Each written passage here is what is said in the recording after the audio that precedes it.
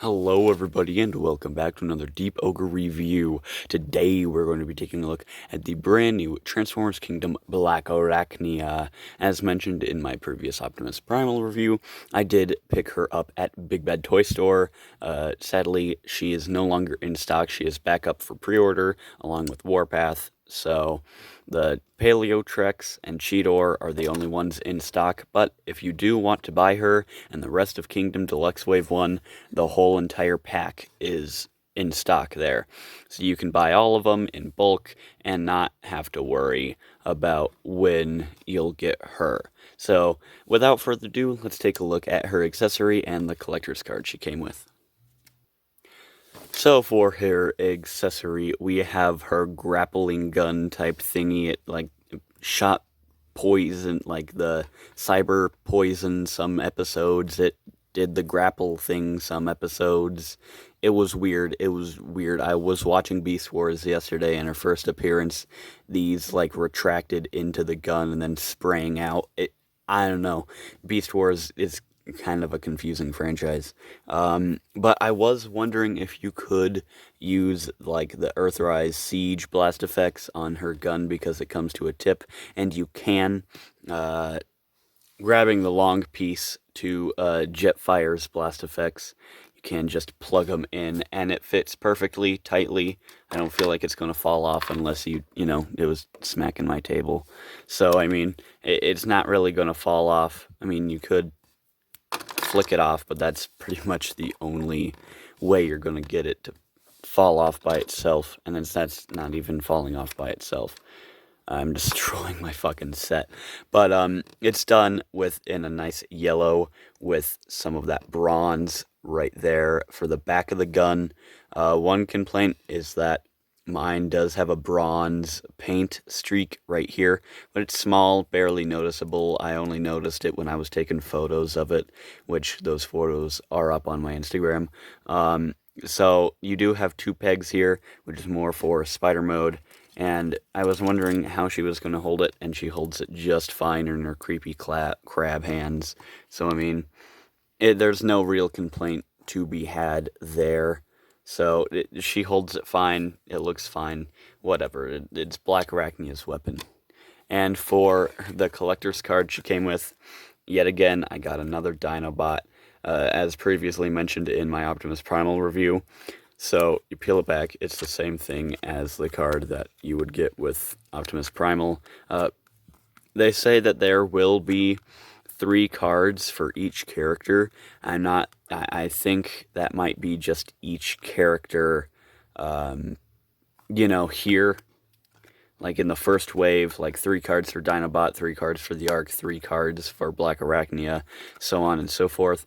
I'm not thinking that they're going to do 3 cards for every character, because that's a lot of fucking cards. So, I don't know. I kind of hope that they do a little bit of both, honestly. So that's pretty much it for the card. Shove it up your ass or something. I don't know. Haha, funny. But taking a closer look at Blackarachnia, for Blackarachnia's details, you do have that very cartoon accurate head sculpt. I mean, it's hard to screw this up. There was that rumor, and it was also confirmed, that Blackarachnia was based off of an Asian exotic dancer that one of the producers bought. Not bought, but, had. Yeah, that explains a lot. A lot of horniness coming from this figure. Believe me, I was subject to it at first, but I'm nowhere near as bad as Jobby the Hung.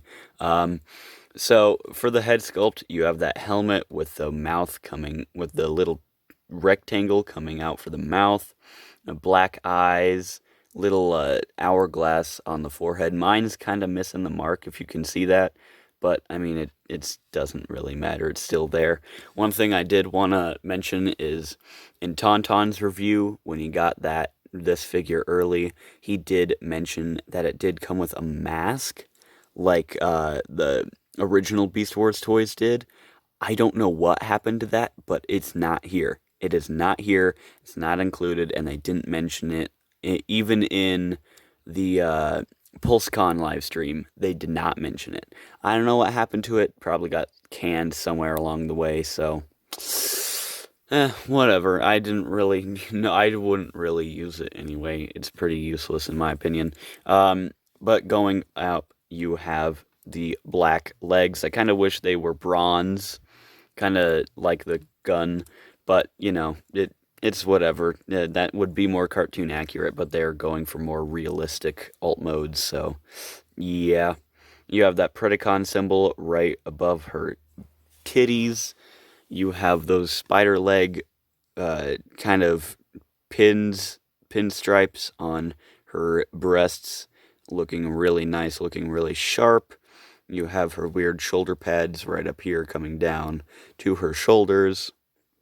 And I thought that the fact that this is smaller than both of these pieces would annoy me, but it really doesn't. I think that it's better than just, trying to make all this tubular and then having this. So, I mean, it looks better in my opinion.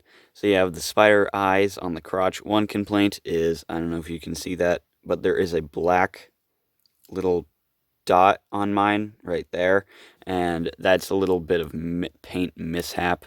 I don't really have that anywhere else on the figure besides the head right above the eyebrow, but over the time it annoyed me when I first got it out of the box, but it doesn't really annoy me now.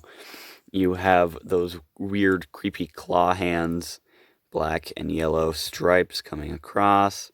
Then you have her thighs and legs. You have that spider texture right in there, which that's more for alt mode.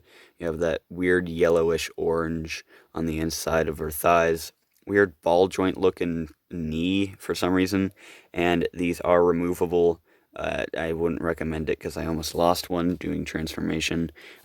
But they are there, and she has a very thin leg with very big feet, which is kind of annoying. But it helps her stand, so you can't really knock it.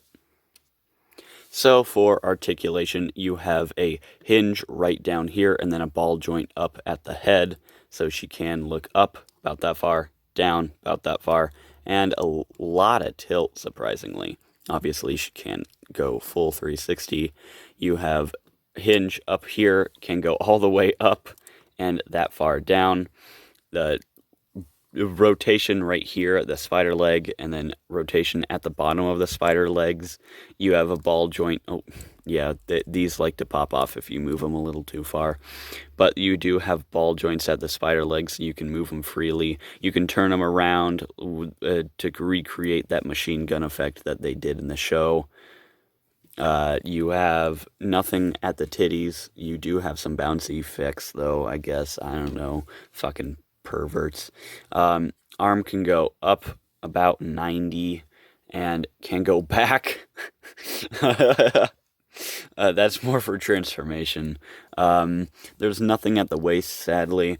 Leg can kick up about that far, back way farther, and can go out about that much. Thigh swivel, single jointed knee can go way up. Damn.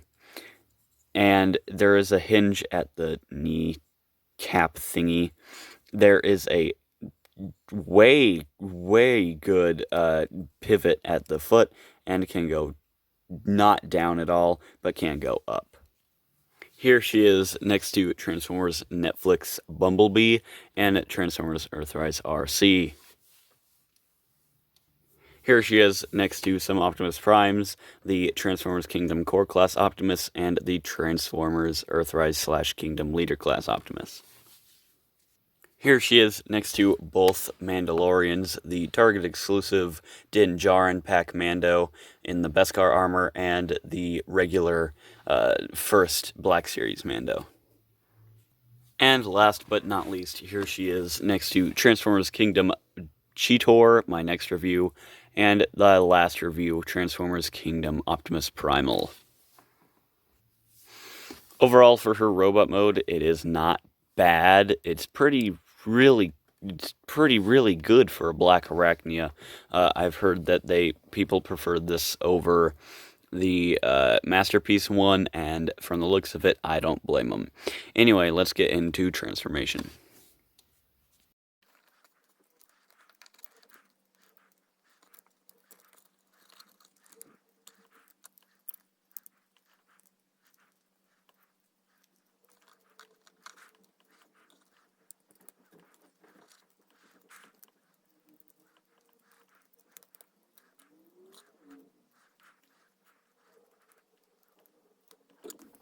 Overall, the spider mode isn't horrible by any means, any stretch of the imagination. It actually looks really good. One complaint is the back, because you get those weird spider claws, or weird crab claws, hanging out the back, and then you have her spider crotch face. And why didn't they do the hourglass on the back as an actual Black Widow would have? I don't understand that, but other than that, the legs hold surprisingly well. From what I've seen and what I've heard of the Masterpiece, the legs on that thing do not hold the figure's weight whatsoever. This one does, and you even have a little bit of articulation, so you can adjust the levels that you want the legs at. Can have it tall, like that creature from the Godzilla King of the Monsters. You can put them all the way back up. You just need to be careful. And you can ball joint the legs in, so she has more of a weird dead spider kind of look, But they're all sculpted at different angles, so finding where all of them touch the ground is a little difficult. And you can even do that little thing that Tarantulas and her did always in the cartoon with her front legs and everything. So I think that's pretty cool. The whole entire spider mode is pretty cool. You have that red, you have the mandibles. You're not going to get a perfect spider mode out of a $20 toy, but from what I've seen, this is better than the Masterpiece, honestly. These like to grab on. Well, the crabs, their legs, or the arms, hang on to the heels in transformation, and they don't like to hook in very well, so that's just a minor complaint. But you do have a weapon storage. Those two tabs that were mentioned when I took a look at the gun tab into slots at the bottom of his arms, or her arms, technically. There, get there, and if I could see, doing this through a camera is not the easiest. And trying to get them into both slots is harder task than people would lead you to believe, especially the instructions. But you can do it. Believe me, you can. But it's just a pain in the ass, at least in my eyes. But overall, the spider mode is not a bad spider mode whatsoever. On to my final thoughts.